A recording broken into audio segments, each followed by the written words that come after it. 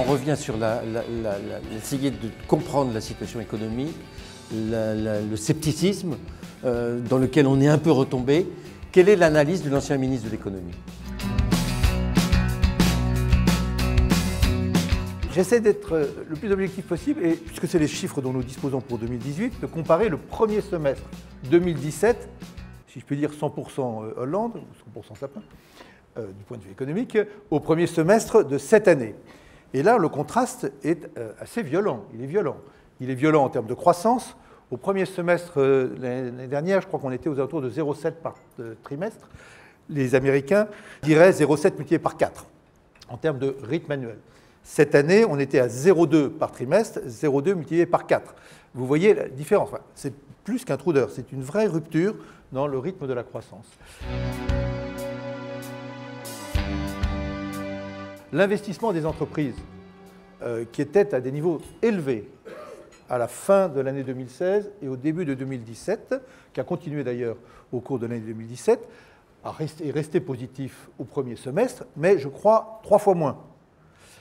L'investissement privé, moi je pense que c'est le point peut-être le plus inquiétant. L'investissement privé, vous savez ce que c'est le logement. L'investissement privé, qui était positif, certains diront redevenu positif après des années exécrables, 2012, 13, 14, et c'est reparti à partir de 15, est aujourd'hui négatif. L'investissement privé, moi je pense que c'est le point peut-être le plus inquiétant. L'investissement privé, vous savez ce que c'est le logement. L'investissement privé, qui était positif, certains diront redevenu positif après des années exécrables, 2012, 13, 14, et c'est reparti à partir de 15, est aujourd'hui négatif. Négatif. Ça commence à se traduire, non pas peut-être sur l'activité immédiate, mais en tous les cas, je l'ai vu, les chiffres les plus importants, c'est les mises en chantier qui ont considérablement diminué au premier semestre.